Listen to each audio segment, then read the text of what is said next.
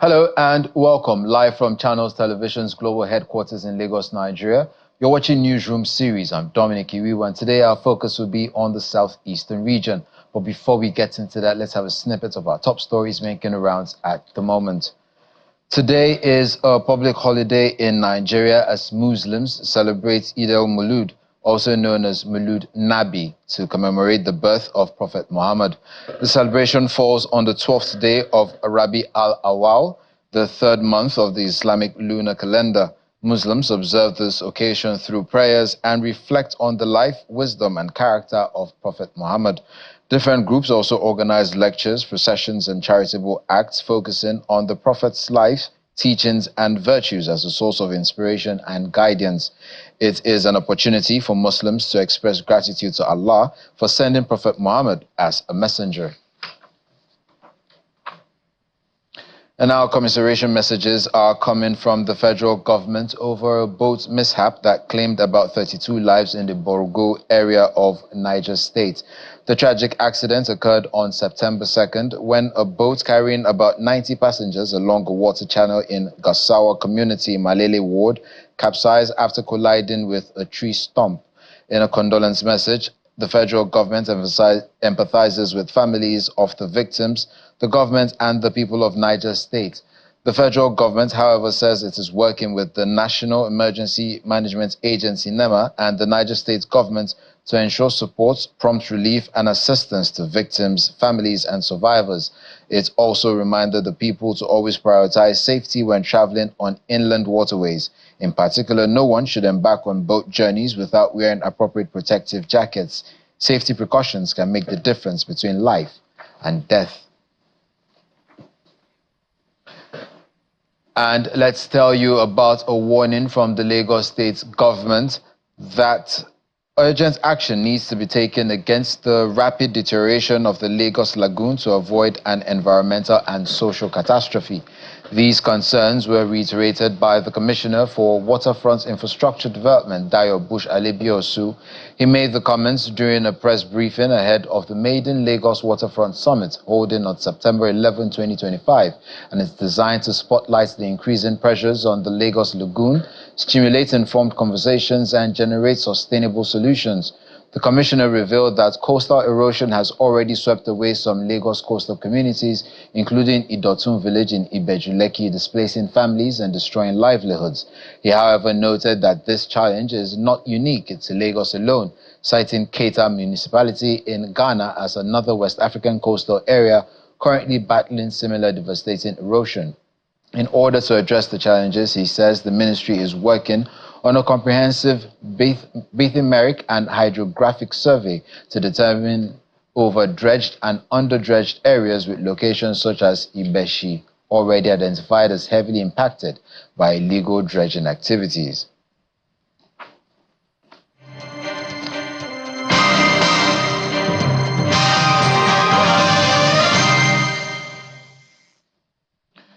The governor of Ebonyi State, Mr. Francis Nwifuru, congratulates Muslims in the state and across Nigeria as they mark this year's Eid al-Mulud.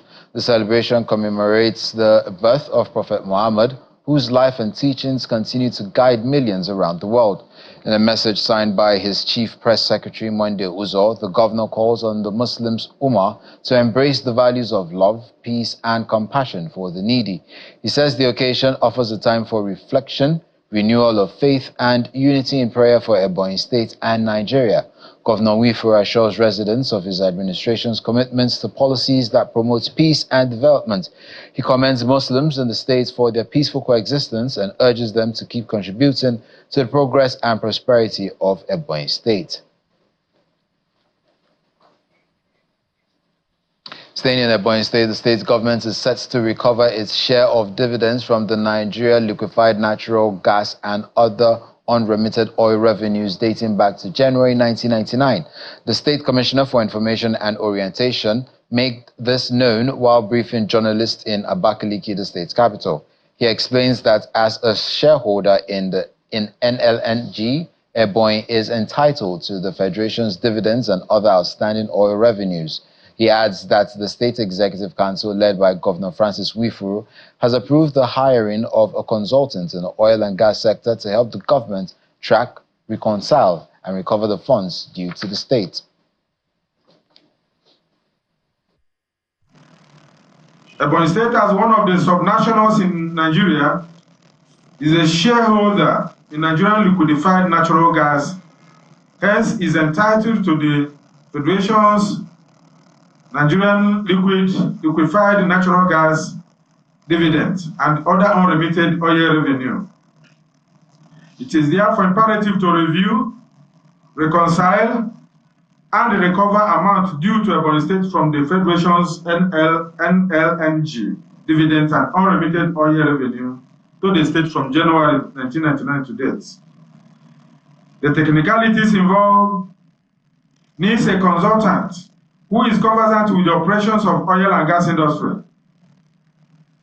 Pursuant to the request, action for the needed expertise, ESCO approved TRS White Consult Limited to undertake the review, reconciliation, and recovery of amount due to Ebonyi State from the Federation's Nigerian liquefied natural gas dividend. The National Orientation Agency, NOA, has launched a nationwide enlightenment campaign to boost public awareness on government policies, disaster preparedness, national identity, and security consciousness.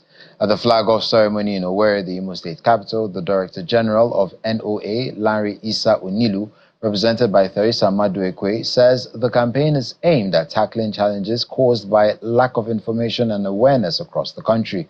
Our correspondent, Eitokwe Kutei, reports. Apart from the one presently constituted, even if you travel abroad. The federal government, through the National Orientation Agency, NOA, is working to reshape the attitude of Nigerians by promoting respect for national identity and symbols, encouraging proactive action on flood mitigation, understanding new government policies, improving national security, and tackling cultism in schools. The NOA says the Tinubu administration is committed to redefining Nigerians' image among the Committee of Nations and earning greater respect globally. At the flag-off of the nationwide enlightenment campaign in Owerri, the Imo State capital, the representative of the Director General of NOA, Theresa Maduekwe, explains that the campaign focuses on rebuilding citizens' character and values. The Nigerian identity and national symbol sensitization will focus on campaigns aimed at familiarizing the public with the current national anthem, unity and patriotism campaigns.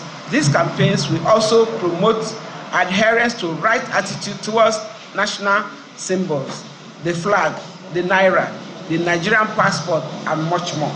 For the Imo State coordinator of NOA, Mrs. Stella Oparugo, the campaign will promote security awareness, patriotism, and respect for Nigeria's national symbols.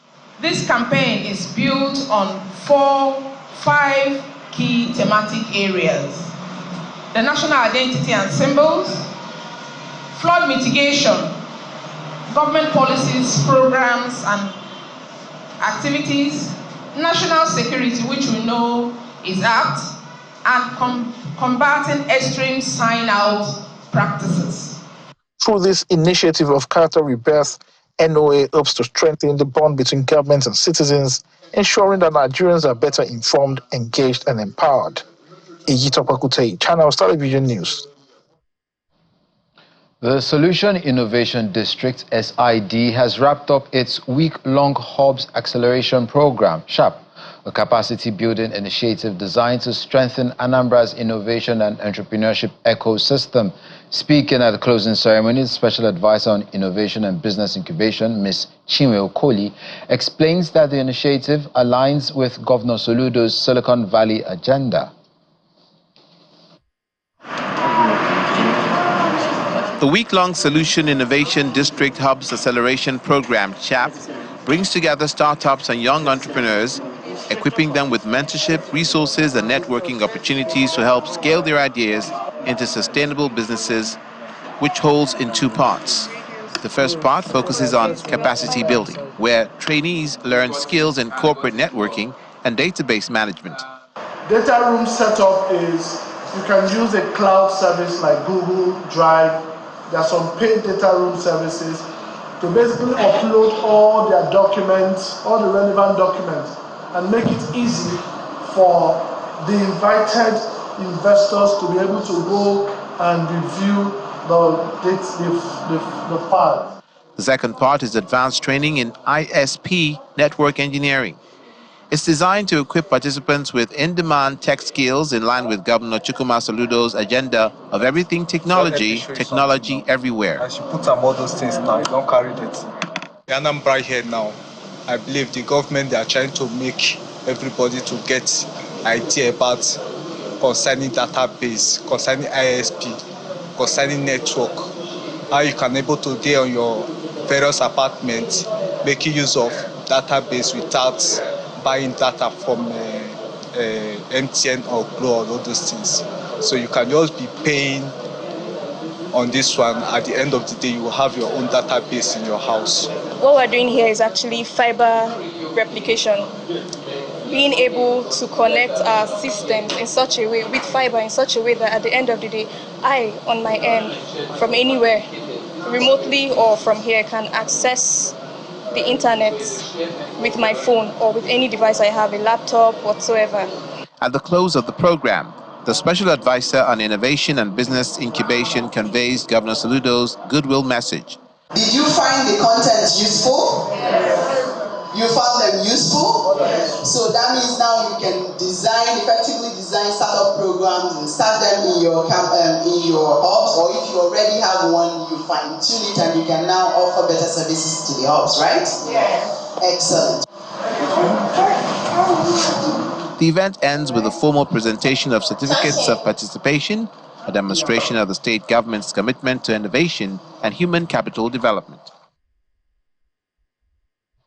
Staying in Anambra State, Iyowa Odekwe, a community in Ogbaru local government area of the state, has long faced serious challenges with flooding and poor road infrastructure. For this reason, Governor Chukwuma Soludo pays a visit to the area to see the situation firsthand and meets the people. The governor reassures residents of his commitment of bringing development to Iyowa Odekwe communities. The people of Iyowa Odekwe in Ogbaru local government area of Anambra State welcome Governor Chukwuma Soludo with joy and excitement.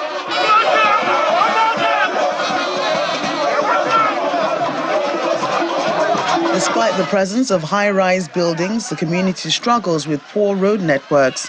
The people hope that the visit will finally bring solutions to their long-standing flood and road problems as they join him to walk through potholes and muddy water. They share their challenges with him.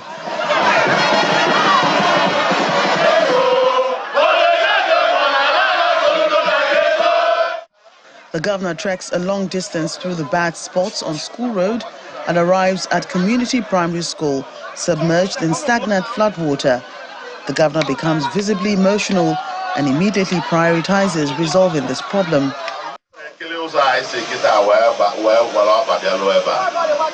I was looking at the road I trekked from to this place. Does it look good? Your vehicles have really suffered wear and tear, and those walking on foot suffer the flood. I'm here to walk around and see things for myself. After this tour, I don't need to talk much because the solution is here. Solution has come to Iyowa. Solution has come to Odekwe. And once I'm here, solution is here. The governor then moves to St. Gregory the Great Parish for a town hall meeting where stakeholders deliver solidarity speeches, after which the governor reassures them of his commitment to security and good infrastructure. I've shown the sympathy you have for your people to walk around with your 2 legs, not minding the terrain, to show your people the love you have for your people. All our people, all our people, all our people. We have to give him more is what expected. Remember before now, I used to be of PDP. But because he came in and fixed Ogogo, I said, I cannot be in the outside, I must come in the inside. Starting from today, everybody will make sure that every polling unit in Ogbaru must be delivered. These children in Enanya offer our future. If I didn't visit this place, I would have felt bad. But now I'm here. It's unacceptable that our children will be receiving their education in this kind of environment. This seems to be the lowest point. So all the floods in the whole community ends up in this primary school. We have to find a solution. The solution will be extensive and expensive, but we have to do it. We're declaring a mini state of emergency here.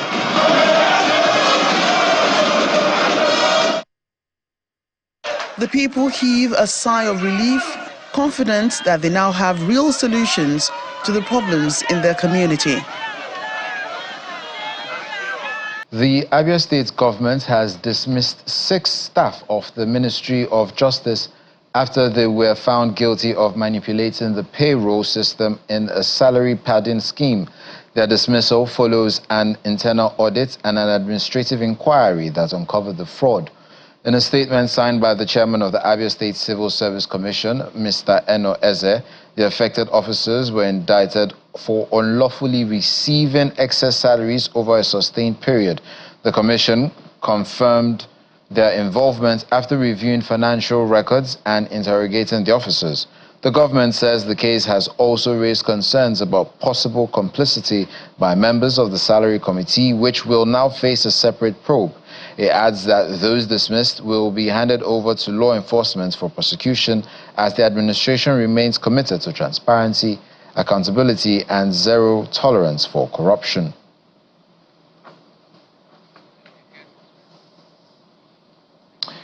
We're now being joined by the chairman of the Abia State Civil Service Commission, Dr. Eno Eze, who joins us from Umuahia, the Abia State's capital, for more on the discovery of payroll fraud in the civil service. Welcome to the program. Thank you. Now, I'm happy to be here. Good to have you on the program too. Why is tackling this payroll padding critical for restoring trust in the state's civil service? Well, we know that His Excellency Alex Oti, OFR, has been about reformations ever since he came into office. He's been talking to the state, and this is all he has been doing: the transformation of the Abia State and coming up with reforms to ensure that Abia State is operating with zero tolerance to corruption and there's integrity in the system. So for this reason, this became very important that we look into the system. So in as much as the governor, Dr. Alex Oti, is going on with infrastructural changes, there are reformation on infrastructure. It also goes beyond the reformation on infrastructure to reformation on human capital as well. Okay, now and human character. Okay, thank you. Now, how does this payroll fraud directly affect government finances and the delivery of public services? Well, it affects the government in the sense that right now, with the reformations going on and all that the governor intends to do, as he has to do with, we know that they're fixing the roads, the hospitals, and every other thing that is happening in this administration. If people are if there are corrupt practices in the system where there's fraud, people are, taking the taxes of people, pilfering, and all these things will affect the overall plan and the vision of the governor. So it's important that these things are tackled so that you're sure that there's integrity in the system, and also for the civil servants that are honest and are showing every level of integrity in the discharge of their duties. It will be an encouragement to them as well that the system is transparent and is accountable. Now, we understand that 6 of these people will be dismissed. What message does this whole activity send to other civil servants in the state and, by extension, the country? Well, Number one, they have already been dismissed. They are not going to be dismissed. They actually have been dismissed, the 6 of them. Okay. There were 7 in number. 6 of them were found, guilty. One of them was exonerated because she actually reported the case and said she was not going to be part of it. So for the civil servants and for the country, it just shows that we have a governor that says what he says and he does what he says.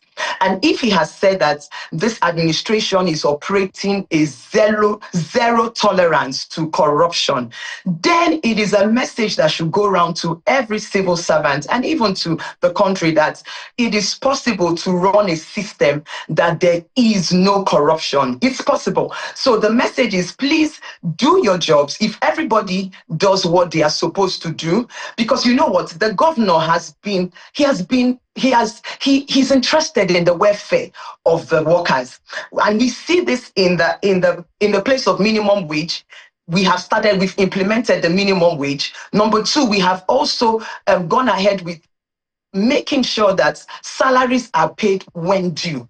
It was not the practice before now. So right now in the civil service, people get their salaries on the 29th of every month. You are sure you'll be paid your salary. People by the 28th already get their monthly pay, meaning that they can plan now. They can plan with their families. It was not like that before. Promotions are being done for the civil servants. So he's interested in the welfare of the civil servants. And if these things are all put into place, measures are being put into place to ensure that the civil servants, their financial well-being is taken proper care of.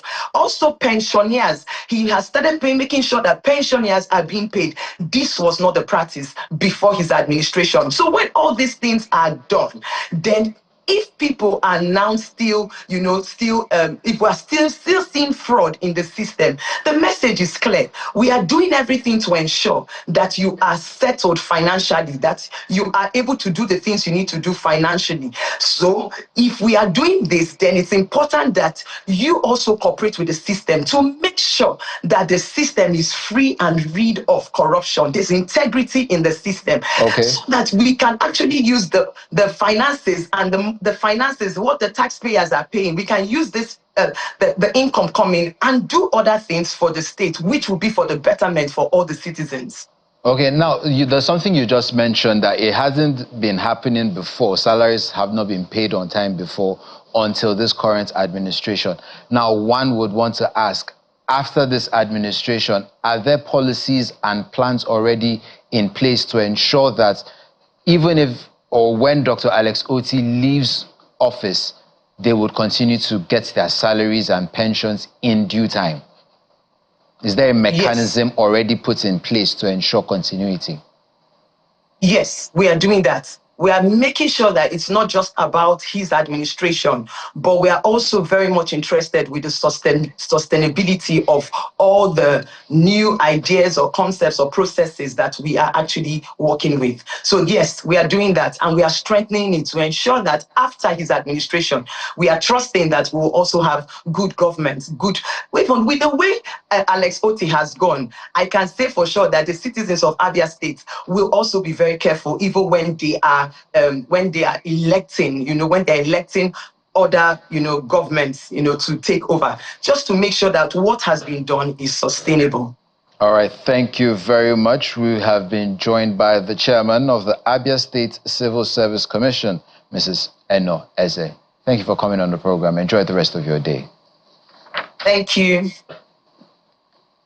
Now, staying in Abia State, the state is preparing to host 224 athletes at 2 major para-badminton tournaments, the Abia Para-Badminton International and the All-Africa Para-Badminton Championships. Competitors from 31 countries are expected to take part in the global sporting event. At the official logo unveiling and fundraising ceremony in Umuahia, the Deputy Governor, Mr. Ikechukwu Emetu, said the tournament will place Abia State on the global sports map and showcase its commitment to inclusion and excellence in athletics.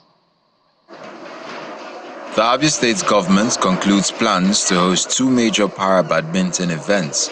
The first, Abia Para-Badminton International, and the All-Africa Para-Badminton Championships. The tournaments are scheduled to run back-to-back from September 30th to October 5th and October 6th to October 12th at the International Conference Center in Umuahia, the state's capital.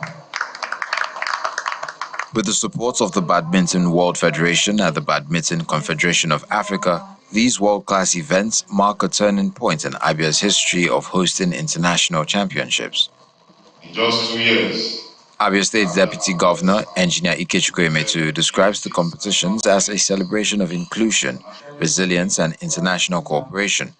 In just 2 years, Abia athletes have competed in 6 national events and international events, hosted a successful national tournament, and now we stand tall and ready to welcome the world to Umuahia. Next, the official logo reveal and fundraising ceremony, which take place at the Government House Umuahia, with the National President of the Badminton Federation of Nigeria and top government officials in attendance. They commend Governor Alex Oti's administration for his commitments to inclusive sports development.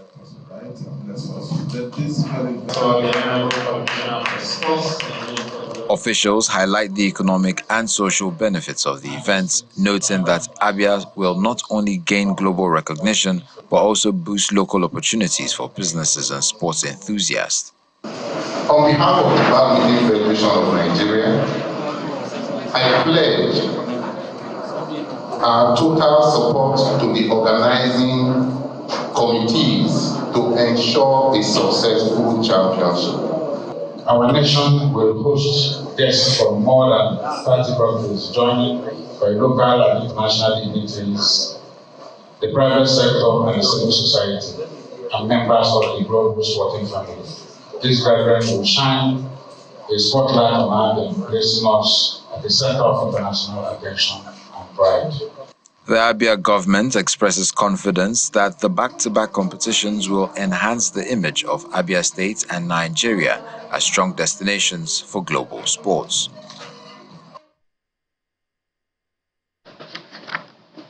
And that's where we drop the encore in this edition of Newsroom series. I'm Dominic Iwiwu. Enjoy the rest of your day.